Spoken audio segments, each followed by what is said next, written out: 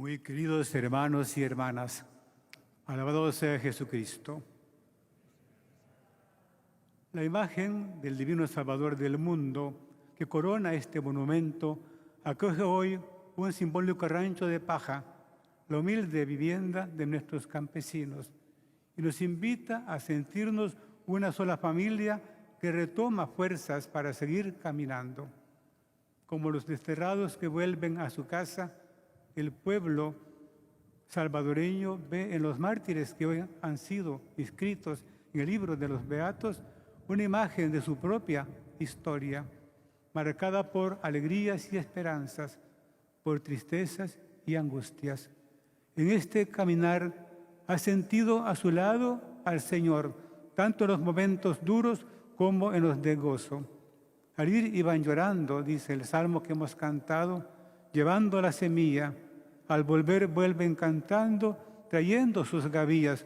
Hoy es un día glorioso porque estamos recogiendo la cosecha. ¿Y qué cosecha? ¿Quiénes estamos aquí?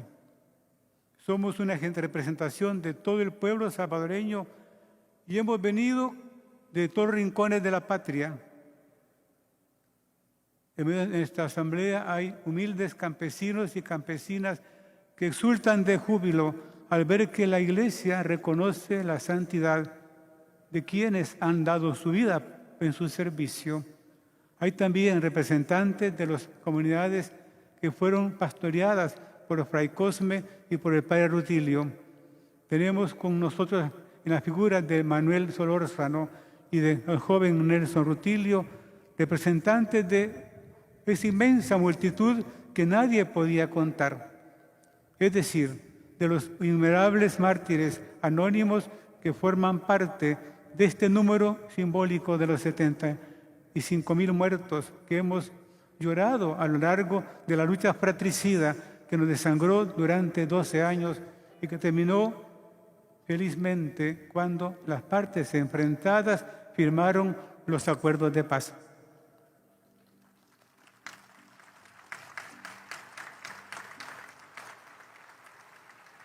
¿Por qué estamos aquí? La respuesta es muy variada. Llenamos esta plaza y sus alrededores quienes hemos vivido esta experiencia intensamente, los que han experimentado en carne propia el drama de la violencia institucionalizada, de la violencia del conflicto armado y la violencia de todos los días. Los que hemos visto caer sin vida a personas muy amadas, que no tenían nada que ver con el conflicto, son las víctimas civiles y los que han escapado como un pájaro de la trampa del cazador. Están también los jóvenes que nos han acogido con amor y entusiasmo como voluntarios y voluntarias. Qué hermoso verlos aquí. Tomen la antorcha de los mártires para seguir adelante como iglesia. Y fuera de este escenario grandioso, a lo largo y ancho del país y del mundo, tantos hermanos y hermanas a los que saludamos con emoción desde el único país del mundo que lleva el nombre de Jesucristo.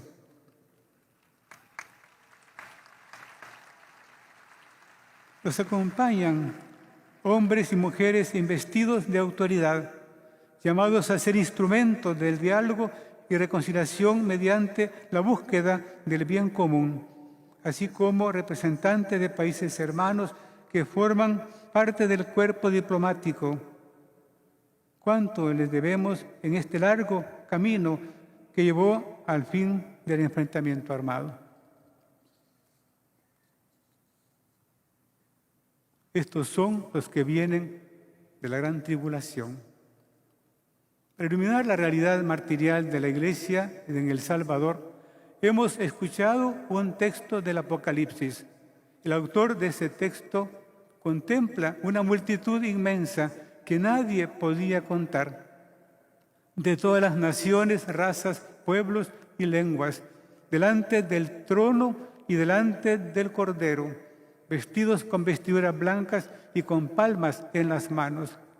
Todos los que forman parte de esta multitud inmensa comparten un rasgo común. Todos ellos vienen de la gran tribulación. Han lavado sus vestiduras y las han blanqueado con la sangre del Cordero. De los 4 mártires del Salvador que acaban de ser beatificados, también se puede decir lo que afirma Juan en el capítulo 7 del Apocalipsis, que vienen de la gran tribulación y que han lavado sus vestiduras y las han blanqueado con la sangre del Cordero. En efecto, la guerra infratricida en que con su martirio lavaron sus vestiduras y la blanquearon con la sangre del Cordero puede ser descrita como una gran tribulación para nuestra querida patria. ¿Cómo olvidar lo que este drama horrible trajo consigo? Odio, venganzas, dolor, destrucción, terror, muerte, calumnias, estigmatización, son componentes perversos de la gran tribulación que compartieron con el pueblo indefenso. Como los mártires del Apocalipsis, su sangre derramada, con la que sellaron el testimonio supremo de su fe, se mezcló con la de todas las víctimas inocentes, cuyos nombres ni siquiera son conocidos. Pero Dios sí los conoce y conoce su testimonio. Esta sangre derramada, unida a la de Cristo, es fuente de esperanza para nuestro pueblo. En primer lugar, porque en la persona de los mártires, Dios ha reivindicado a todas las víctimas inocentes. Rutilio, Manuel, Nelson y Cosme dan nombre a todas las víctimas inocentes ofrecidas en el sacrilegio altar de los ídolos del poder, del placer y del dinero. La sangre derramada por nuestros mártires, asociada a la del sacrificio de Cristo en la cruz, es germen de reconciliación y de paz. Los cantos que hemos entonado reflejan bien la rica herencia que nos dejan. Rutilio, cuando devuelve la dignidad a los campesinos que expresan su toma de conciencia y su compromiso mediante el Festival del Maíz, nos hace pensar en su bella parábola de la mesa con manteles largos en los que cada uno tiene un lugar y a todos alcanza el con qué. Y aprendemos el himno de honor a Fray Cosme, mártir de la reconciliación y de la paz, cuando cantamos, devoto de la Eucaristía, celoso del templo de Dios, de enfermos y necesitados, tú siempre fuiste bienhechor, cercano al sufrimiento del pueblo, mediador en favor de la paz, tú fuiste hasta la muerte un mártir, un siervo de Dios.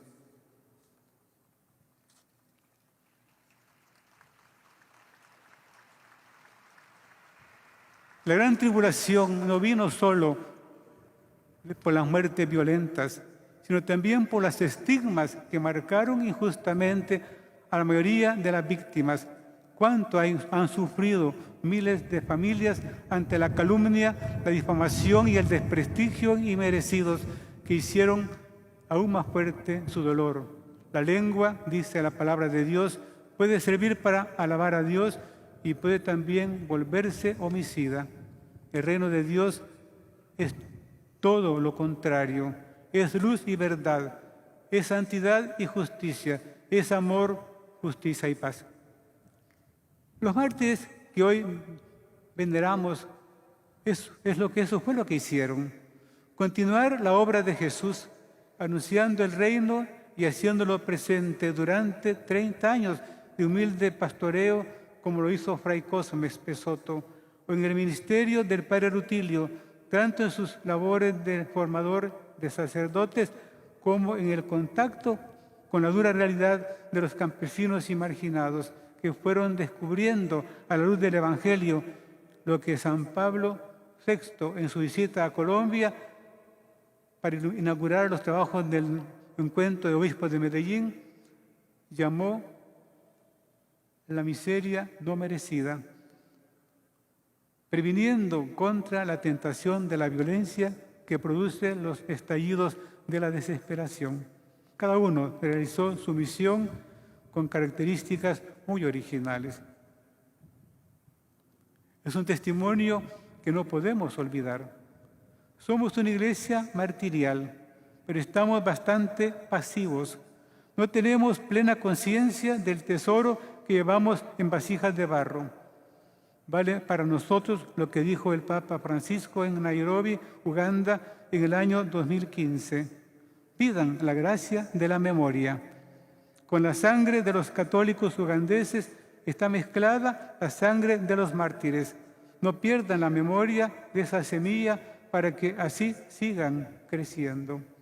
Pido al Señor que esta celebración nos despierte y nos ponga en camino. La memoria nos llevará a la fidelidad, es decir, al camino de la santidad. Pero memoria y fidelidad solo son posibles con la oración. La primera urgencia es, por tanto,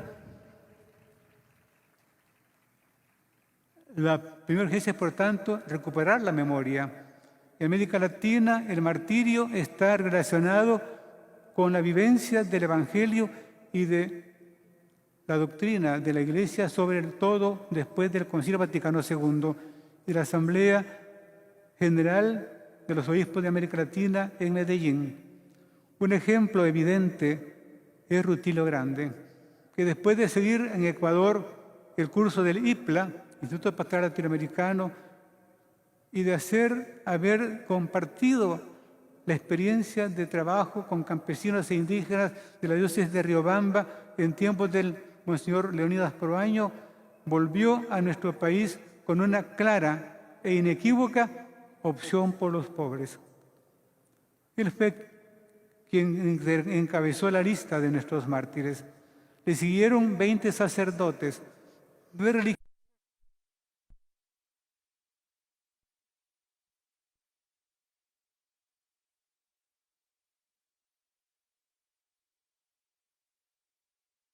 es, por supuesto, Monseñor Romero, pero no podemos dejar de mencionar a otro obispo,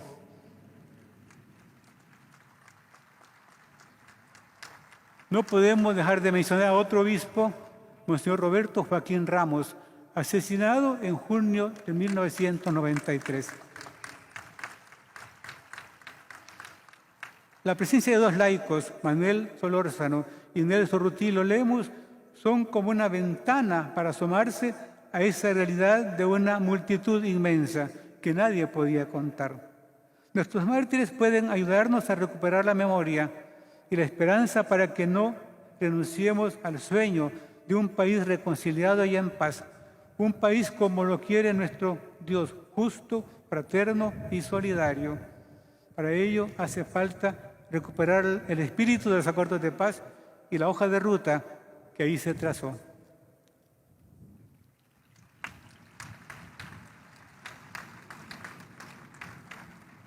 Mueren perdonando. A Fray Cosme lo encontré una sola vez, cuando llegó al seminario y me pidió que le mostrara los barriles de vino que servían para las misas de todo el país. En nuestra breve charla me contó que su padre era viñador y que el vino es un organismo vivo.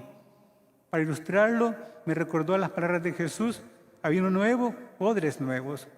¿Quién iba a pensar que un sábado 14 de junio de 1980, el mismo año de la muerte violenta de Monseñor Romero y de las 4 mujeres estadounidenses de religiosas y una misionera seglar, su sangre se uniría a la de Jesucristo, el testigo fiel? Me llena de gozo ver cómo su comunidad parroquial de San Juan Nonualco lo venera como pastor que no se distinguió por su elocuencia, sino que como su santo fundador anunció el Evangelio, si es necesario, también con palabras. El título de Mártir de la Reconciliación y de la Paz destaca bien su perfil de fiel seguidor de Jesús. En el fragor de la guerra no rehuyó el peligro y ni dejó de defender a su rebaño ante las autoridades militares y los grupos insurgentes.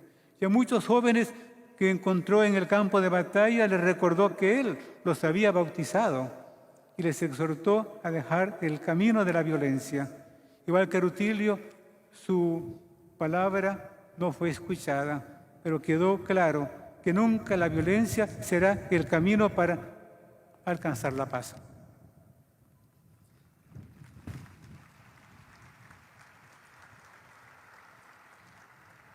La misma idea expresó Monseñor Romero en la misa exequial de nuestros mártires de Aguilares y el Paisnal. Dijo nuestro pastor: el amor verdadero es el que trae a Rutilio Grande en su muerte con 2 campesinos de la mano.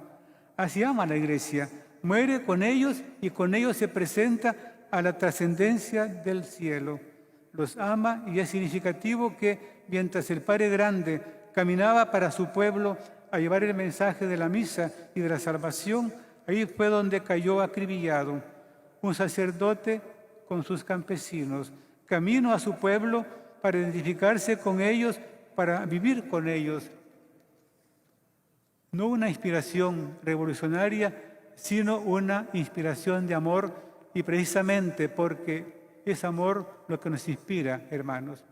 Y añadió, refiriéndose a los asesinos: ¿quién sabe si las manos criminales que cayeron ya en la excomunión están escuchando en un radio allá en su escondrijo, en su conciencia, esta palabra? Queremos decirles, hermanos criminales, que los amamos y que le pedimos a Dios el arrepentimiento para sus corazones, porque la Iglesia no es capaz de odiar, no tiene enemigos, solamente son enemigos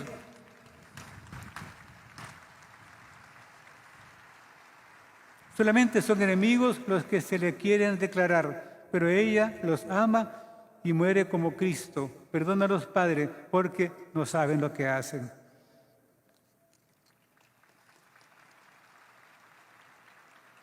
Fray Cosme nos dio la misma lección cuando en su breve testamento, que pidió abrir en caso de una muerte inesperada, el sobre que contenía el texto que todos conocemos y que leo en esta tarde con inmensa emoción.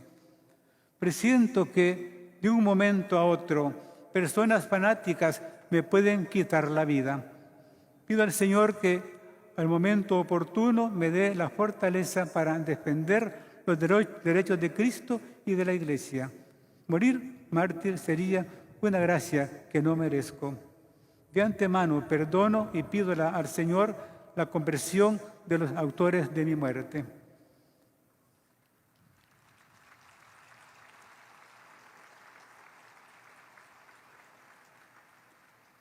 Nuestros mártires pueden ayudarnos a recuperar la memoria y la esperanza para que no renunciemos al sueño de un país reconciliado y en paz. Un país como lo quiere nuestro Dios justo, fraterno y solidario. Para ello hace falta recuperar el espíritu de los acuerdos de paz y la hoja de ruta que ahí se trazó. El Papa Francisco lo expresa de distintas maneras. Habla de una iglesia que vive la dulce alegría de evangelizar, una iglesia en salida, una iglesia que sale a la calle corriendo el riesgo de tener un accidente, una iglesia hospital de campaña, una iglesia que muestra el rostro de Dios cercano, tierno y misericordioso, una iglesia que haga presente el reino de Dios, una iglesia donde todos se sientan en casa, una iglesia pobre para los pobres, una iglesia en la que todos caminemos juntos en búsqueda de la esperanza y el reino de Dios. Una iglesia que debe ponerse en camino en la perspectiva del próximo sínodo. Una iglesia en la que todos buscamos la misma meta y caminamos en la misma dirección, en plena comunión con Dios, con nuestros hermanos y con la historia de nuestros pueblos.